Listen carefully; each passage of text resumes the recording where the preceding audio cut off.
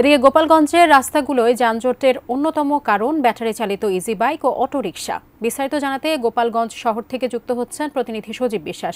সজীব, আসলে এই যে রাস্তাঘাটে যে যানজটের যে পরিস্থিতি সৃষ্টি হচ্ছে অটোরিকশা চালানোর জন্য, এতে পুলিশ বা অন্যান্য প্রশাসনিক কার্যক্রম থেকে কোনো ধরনের ব্যবস্থা নেওয়া হয়েছে কিনা, আপনি কি জানাবেন?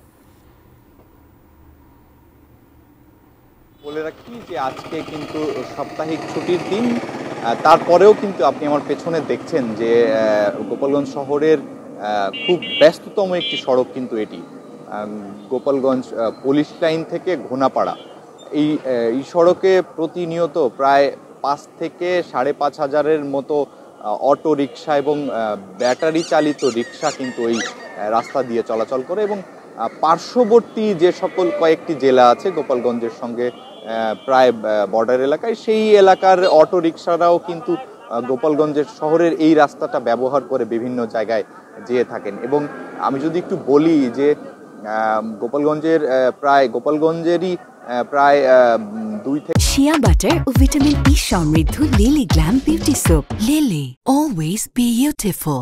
3,000 অটো রিক্সা এবং ব্যাটারি চালিত রিক্সা এই শহরের বিভিন্ন জায়গায় কিন্তু তারা চলাচল করে। এবং আইন শৃঙ্খলার কথা যদি বলি, ট্রাফিকের পক্ষ থেকে কিন্তু প্রতিনিয়ত এখানে আইন শৃঙ্খলার জন্য অটোদের যাতে তারা একটি সারিবদ্ধভাবে চলে, বিভিন্ন সময় কিন্তু আমরা দেখেছি যে পুলিশ তাদের কিন্তু একটি নিয়ম কানুনের মধ্যে আনার চেষ্টা করেছে, কিন্তু সেটি কিন্তু এক পর্যায়ে বিভিন্ন সময় কিন্তু ব্যর্থ হয়েছে। কারণ এই 3 হুইলার বা ব্যাটারি চালিত ইজি বাইক কিন্তু মহাসড়কে ওঠা নিষিদ্ধ, কিন্তু মাঝে মাঝে কিন্তু আমরা সেটিও দেখি এবং মাঝে মাঝে কিন্তু আমরা দেখি যে এই অটো রিক্সা দুর্ঘটনার শিকার হয়েছে। এবং এই 3 হুইলার যে সকল যান চলাচল করে আসলে হাইওয়েতে, এগুলো কিন্তু মূলত হাইওয়েতে চলাচল একেবারেই নিষিদ্ধ, কিন্তু এর পরেও কিন্তু তারা